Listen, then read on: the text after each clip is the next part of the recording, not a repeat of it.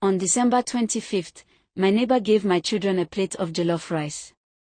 And by morning, every stray dog in our street was dead. That was when I realized. Not every food is given with love, some are given with hunger for a soul.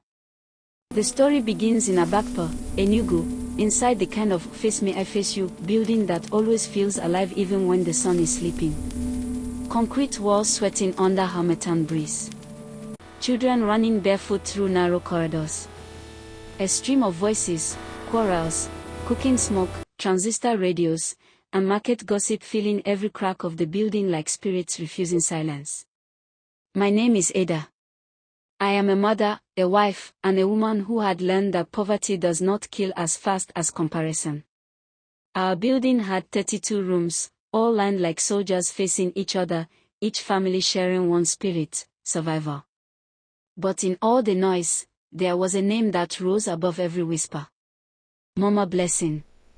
That woman was the mystery of our entire compound. She lived at the extreme end of the corridor, the darkest corner, where the ceiling always dripped water even on dry days. Her door was painted blue, but the paint never peeled, never cracked. Her windows were always clean. Her curtains always white. Her wrapper always tied tight and neat like someone expecting visitors from heaven. And her beauty. Her beauty was the kind that made older women uncomfortable and younger women curious. Fair skin with a golden hue. Eyes always bright, always watching. A smile that felt like silk. A presence that made even men lower their voices. But the strangest thing about her, the one thing that kept the entire compound whispering, was her food. No one had ever seen her go to the market. No one saw her buy meat, or tomatoes, or pepper. No one knew which church she attended, or if she even prayed. Yet every evening, at exactly 6 p.m., she came out with coolers and bowls of food so sweet that even the aroma felt like a spell. Jollof that glowed like firelight. Turkey meat that glistened like oil. Stew so rich that adults opened their doors when she passed, pretending to sweep, just to inhale it twice. Children adored her. They ran to her like chicks to their mother hen. Mama Blessing. Give me. Give me. Their voices filled the corridor every evening. She would laugh, kneel down, open her coolers, and say, "My children, come and eat. Come and be strong." And they always came. Yet no child ever fell sick from her food. No stomach upset. No fever. Nothing. To adults, this made her even stranger. To children, she was their favorite person. But to mothers like me, it made her a rival. Christmas in Enugu is not just a holiday, it is an atmosphere. Roasted corn. Fireworks. The distant sound of masquerades. The smell of palm wine from roadside bars. Children running around in new clothes with faces painted white. That year, harmattan was thick. The air was cold and dusty, and the sky was pale like a washed cloth. I woke up early, determined that Christmas Day would prove one thing to my children. My food was enough. I cooked my best. Abakaliki rice. Fresh chicken. Tomatoes thick like paint. Pepper that stung the air. The aroma filled our entire room. Junior and Chisholm sat on the floor, fanning themselves with pieces of curtain, waiting. My husband, Obi, smiled and said, "Ada, today your food will win award." I smiled proudly. We ate. The children enjoyed it. My heart rested. Until 6 p.m. came. The breeze carried it first, that aroma. So strong, so seductive, it felt like a hand tapping your shoulder. Then she came out. White wrapper. Red head tie. Face shining. A cooler in her hand. "Merry Christmas, my neighbors," she said. Children screamed.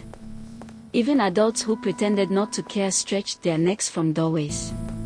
She walked closer. Smiling. Looking too perfect for ordinary life. Then she stopped at my door. "Ada," she said gently, "I prepared Christmas jollof. I brought for your children."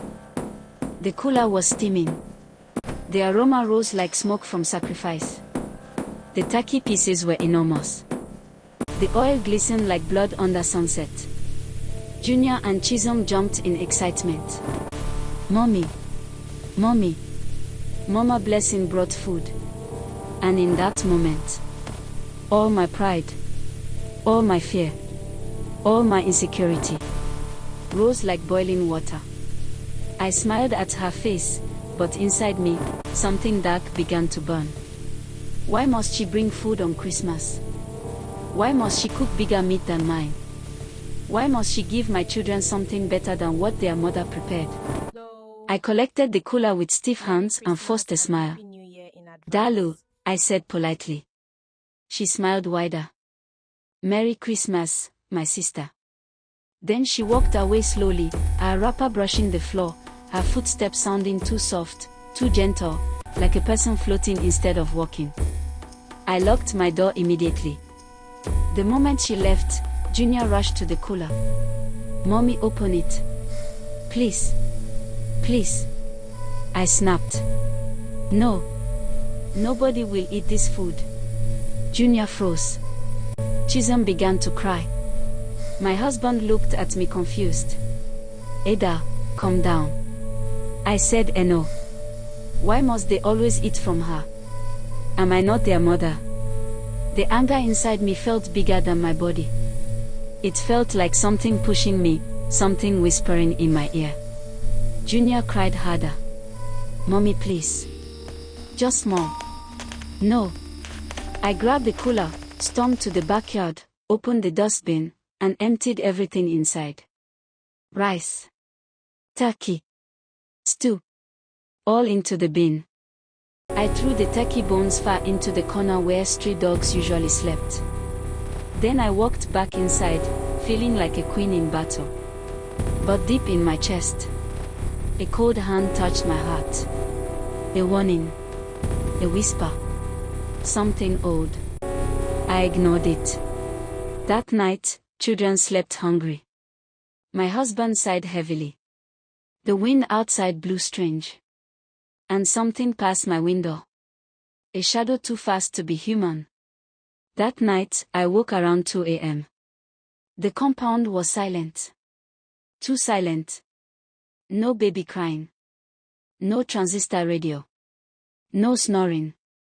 No footsteps. Only harmattan wind blowing dust across the corridor. Then I heard it. Knock. Soft. Slow. Careful. Not at my door. At the end of the corridor. Knock, knock, knock. A woman's humming followed. A lullaby. Gentle, but wrong. I recognized that voice. It was her. Humming at 2 a.m. in the corridor on Christmas night. My skin prickled. I stood up slowly and peeped through the small hole in the door. She was there. Standing at the far end of the corridor. Wrapper tied tight. Hair covered with red scarf. A basin beside her. Something inside it, moving. She hummed the way a mother hums to a baby. But her eyes were not normal. They glowed faintly. She lifted something from the basin. A spoon. She raised it to her lips. She sipped. Then she spoke softly. They did not eat. They refused. Someone must accept. I stepped back quietly, heart rattling. Was she talking to the food? Why was she awake? Why was she humming at 2 a.m.? I covered my children with a wrapper and whispered prayers until the first cock crew. When morning came, I tried to forget what I saw. But the ancestors had already begun to reveal the truth. Dawn broke slowly. The harmattan sun rose pale and weak. I stepped outside to sweep. The ground felt colder than usual. The air felt heavier. I walked to the backyard. And dropped my broom. 4 stray dogs lay stiff on the ground. Foam covered their mouths. Their eyes were wide open, frozen in terror. Their bodies had swollen. Around them, the turkey bones I threw away last night. My breath left my body. I stepped back, shaking. Chinik M. If I hadn't thrown that food away, if my children had eaten it, it would have been them lying there. My legs trembled. I bent near the dustbin. Dead rats filled it. Dead cockroaches. Dead lizards. Anything that touched that food died instantly. I covered my mouth.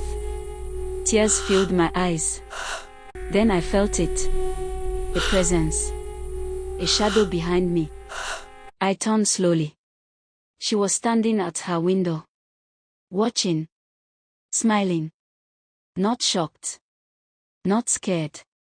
Not surprised. Smiling like someone waiting for a truth to be discovered. Our eyes met. Her smile dropped. Her eyes turned black. Completely. You rejected the offering, she whispered. Her voice sounded like grinding stones. You must replace what was wasted. I stepped back. My chest tightened. Before I could scream, something dark swept across my vision. Everything went cold. Then black. And I fell. I woke up in the hospital surrounded by bright light. My husband said they found me unconscious at the backyard. Neighbors gathered around, shouting. Someone said I screamed and fell. Someone said I was muttering things. I remembered everything. The dogs. The food. Her eyes. When we returned home, the elders in our building called me privately. There were things I did not know. Things they should have told me long ago. Mama Blessing was not from our state. She came 2 years earlier. Nobody saw her family. Nobody knew her job. Nobody saw her buy ingredients. Nobody saw her go to church. Yet she cooked like someone sponsored by gods. Then the oldest man in the building spoke. There is an old group in the East. They are called in the Nneni Ola, the mothers of wealth. Beautiful women, who feed children to buy years of beauty. They cook with charm.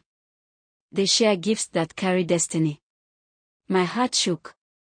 Each food they give is an offering, the old man said. If the offering is accepted, a child's destiny is taken slowly. If rejected, he paused. They demand a replacement. Fear gripped me. Then what does she want from me? The man looked at me with tired eyes. She wants what every one of them wants. A soul equal in value to the one she tried to take. We decided to leave the house immediately. But that night, she came. Exactly midnight. The harmattan breeze became cold like ice. Our door creaked. Footsteps echoed in the corridor. Slow. Heavy. Not human. My husband and children were asleep.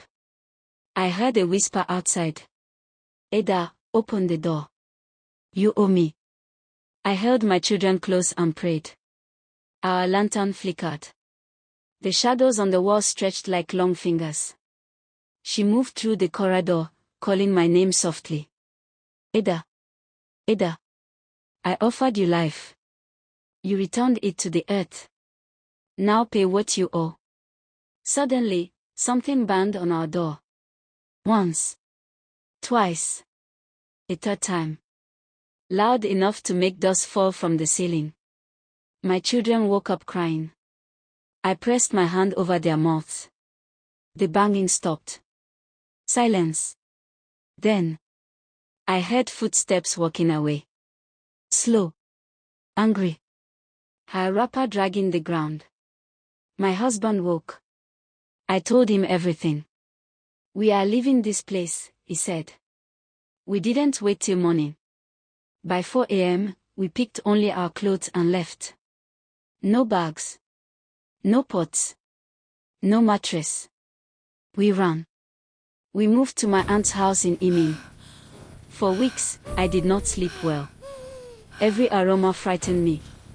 Every woman offering sweets or biscuits made me pull my children behind me. One day, while walking through a street market, I smelled something.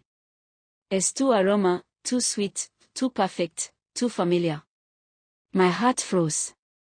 I held Junior and Chisholm tight. "Mommy, what is it?" they asked. I didn't answer. But I knew.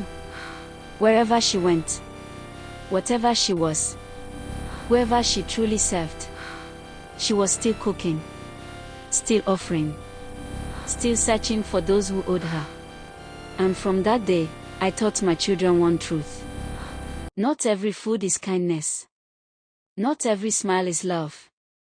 Not every cook is a friend. Some people cook for the stomach. Some cook for the heart.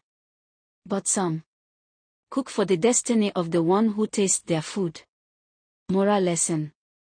Not all kindness is harmless. Some gifts come with unseen intentions.